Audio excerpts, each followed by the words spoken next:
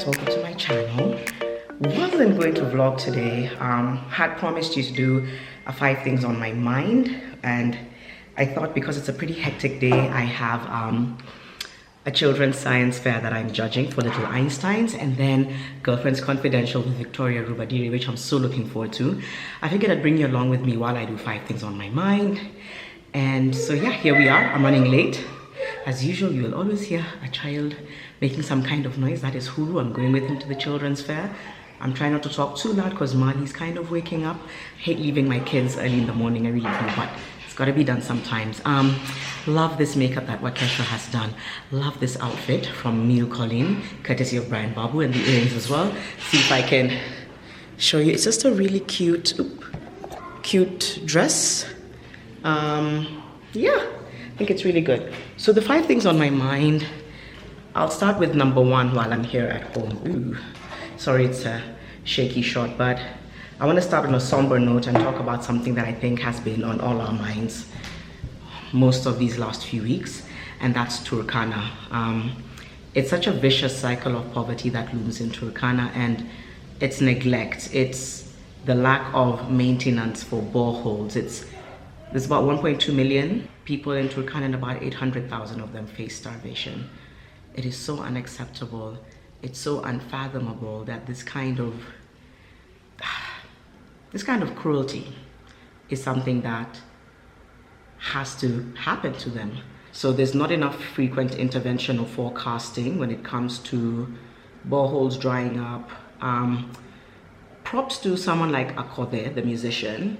She has been at the forefront almost more than any government agency, even though we saw Cabinet Secretary Wamalwa and Governor Sonko trying to intervene. She's done so much, and we should appreciate her efforts, but also it's like we need to scream and shout and ask WTF, like, why does this keep happening? A lot of people, women and girls especially, spend hours on end trying to fetch water. I'm just going into the backstory because that's, for me, I like to go to the backstory and figure out what's the solution. The solution for me is constantly upgrading the facilities there, because we know there's going to be dry seasons. We can forecast that there's going to be a drought. So why do we wait until it happens when we can mitigate it? Devastating. The images have been devastating. There's been a lot of efforts put in place in terms of pay bill numbers. And I know, and I mentioned it in one of my posts, there's been donor fatigue, or Kenyans for Kenya fatigue. But for now, it's like, let's do the best we can to help where we can and really scream and shout. Guys, we have a government we need to put to task. We must scream and shout for them to be able to do more. So that's the first thing on my mind. The next thing on my mind, I should be able to share either when I'm in the car on the way to the science fair, or when I get there. Somebody wants to say hi. Where are we going? Science fair. Okay, fine. Let's go.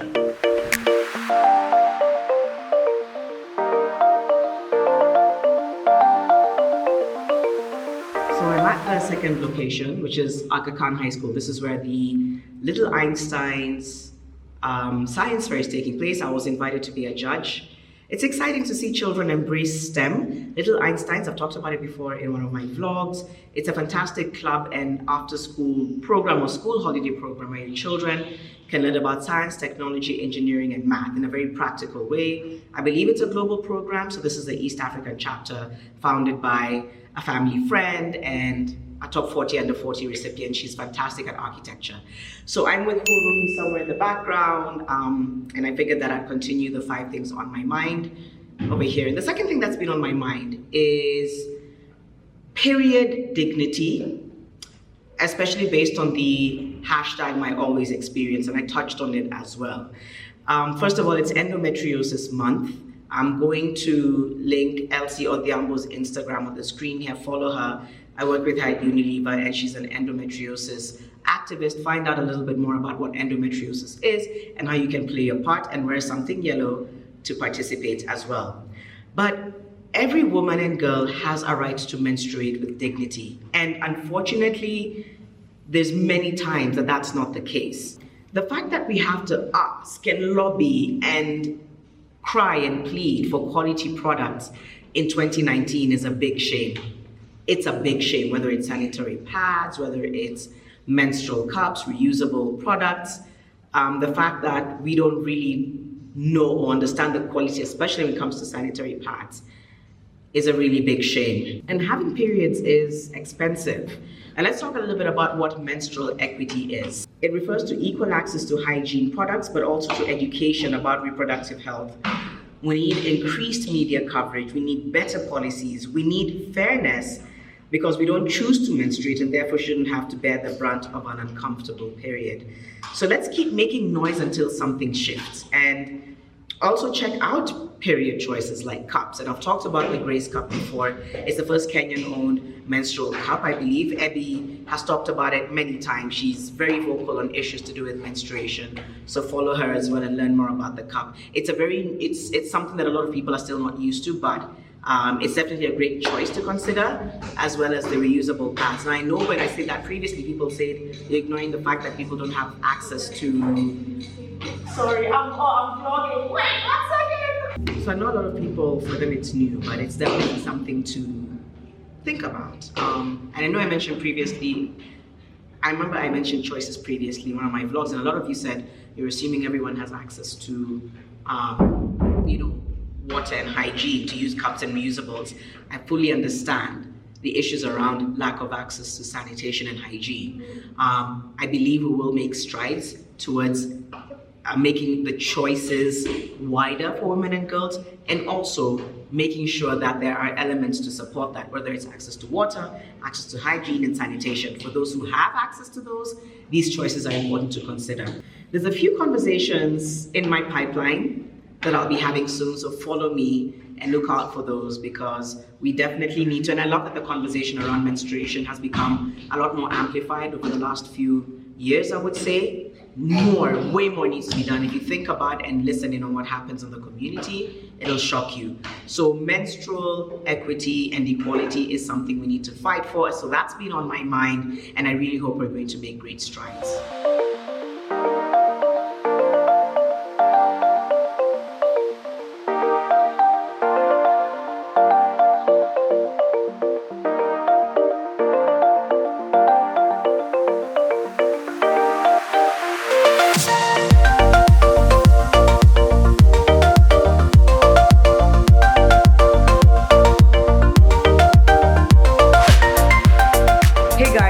I've ever mentioned this. No, I did. I mentioned it once, but I didn't show you. I'm at Groom Yard. My twin brother Tim is the co-founder of Groom Yard. It's a pretty sleek barbershop. Let me show you a tour if I can. So this is Groom Yard Barbershop. There we go. It's along Dennis Pritt. I'll give you all the locations.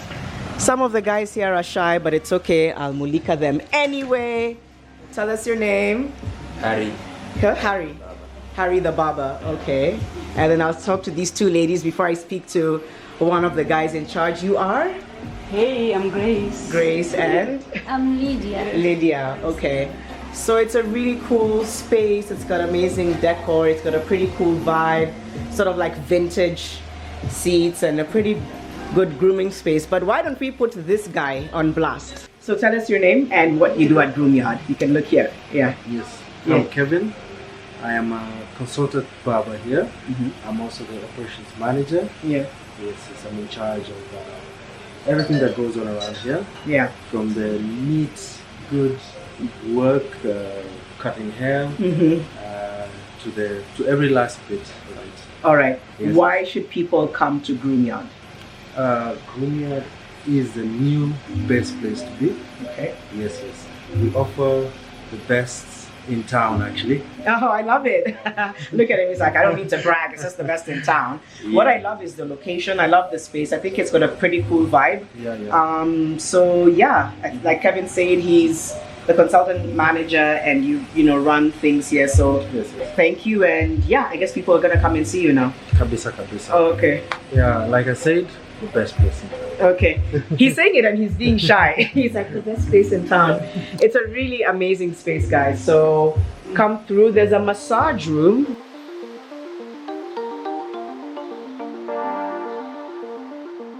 I'm so sorry. I'm telling the beautician. What's your name, my dear? I'm Virginia Wanjiru. Oh, I've heard about Virginia. Okay.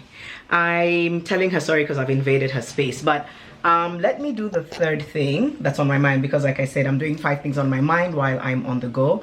The third thing on my mind is the cholera outbreak. Now, cholera outbreak was, an alert was issued across counties in Nairobi and sub-counties as well, or rather in Kenya.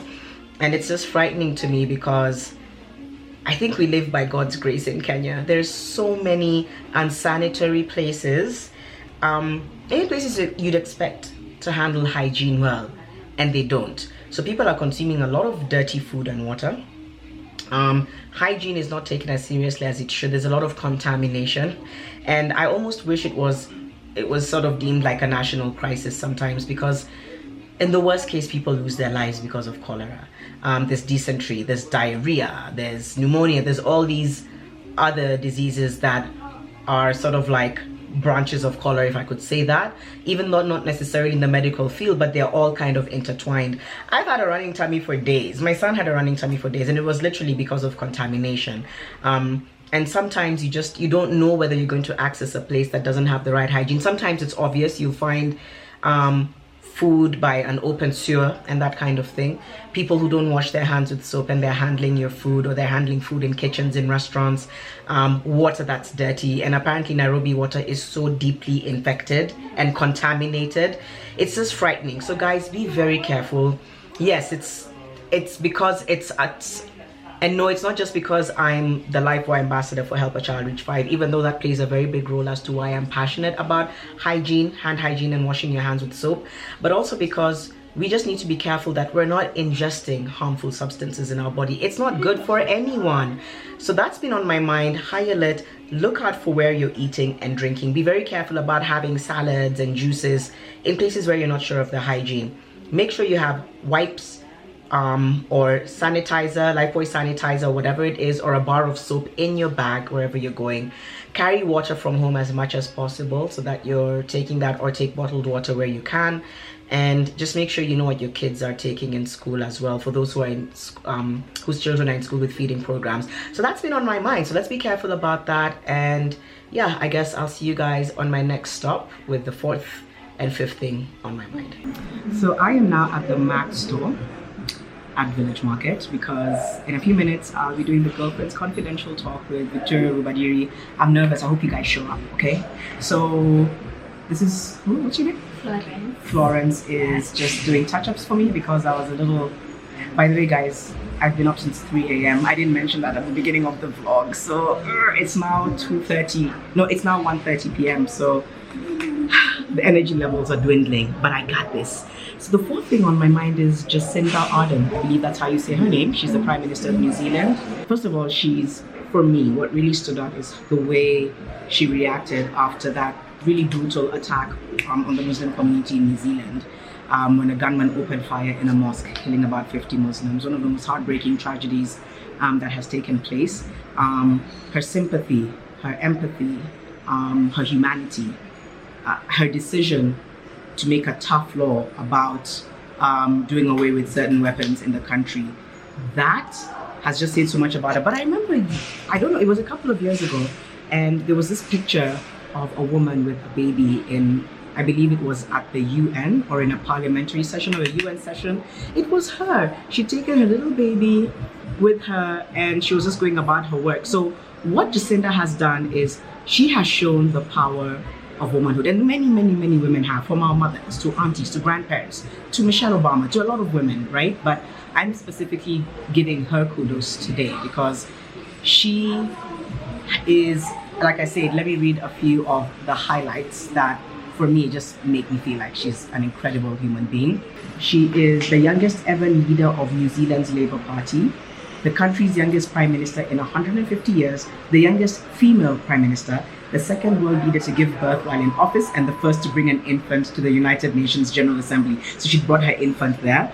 And so she's setting an example for women. She's setting an example for women as they balance leadership and family. So I know it's not easy. I'm a mom of 2. I'm a working mom of 2. And let me not lie to you, motherhood sometimes has kicked me in the butt, especially last weekend. when the nanny was off and there was just a ton of stuff happening and just kicks you in the butt. But there she is to remind you, you got to bring it and you do what you can and you balance where you can. She's inspiring. She's inspiring, and I feel like this is the promise of female leadership and what it can do for countries. So that's the fourth thing on my mind, woman power. So I'm finally at the last location for today, I hope. I'm sure I'll have something else in the evening, but more family oriented. But I am now at Trademark Hotel, which, by the way, I'm in one of the restaurants. It's so pretty. I love this section of the lights. I think it looks absolutely stunning. Just taking a drink before Girlfriends Confidential, which I'm doing alongside Victoria Rubadiri today. I'm really nervous. I haven't done one of these in a long time, and like I said before, I think I've been avoiding giving presentations for a while just because I'm in a season where I'm prepping myself for next level, and that sometimes takes a bit of introspection and isolation. But Victoria is somebody I admire so deeply in the industry as a woman, as a mom, and when she invited me, I said absolutely would love to have a conversation with her.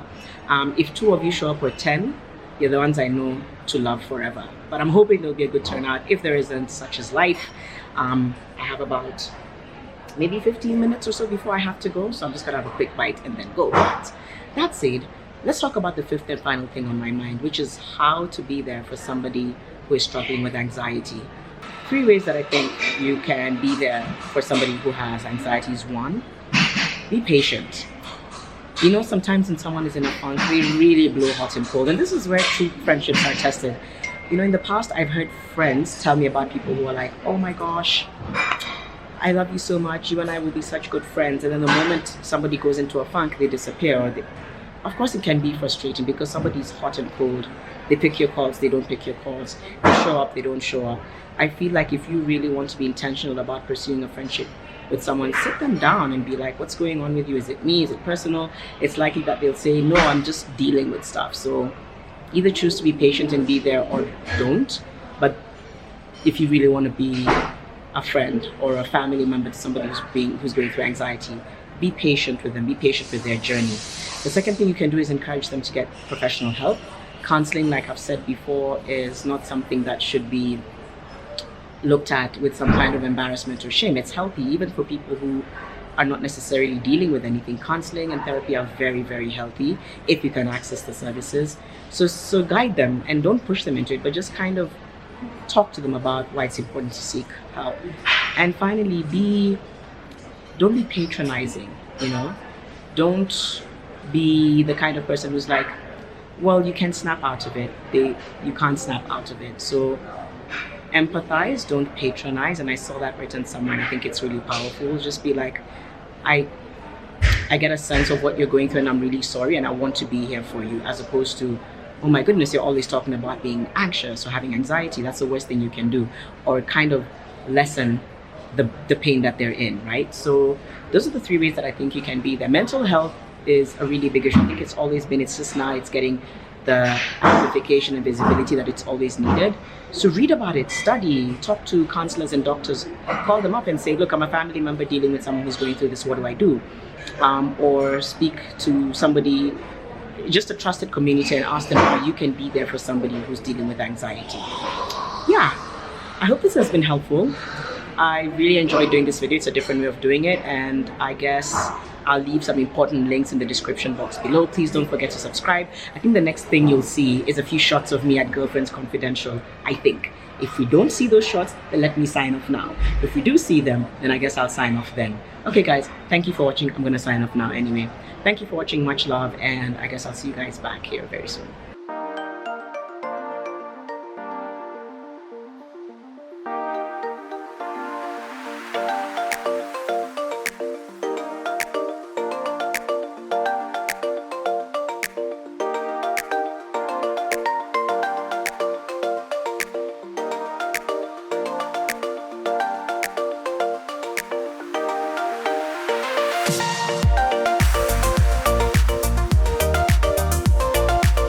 Self-love and self-awareness drive so much of the decisions you make. They really do. It took me a while. I realized I was doing a lot of things to please people.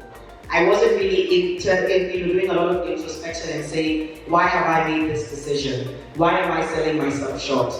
The moment you begin to understand what it is that you hold, the power that you hold as a young woman, you will see amazing things happen if you really plug into it.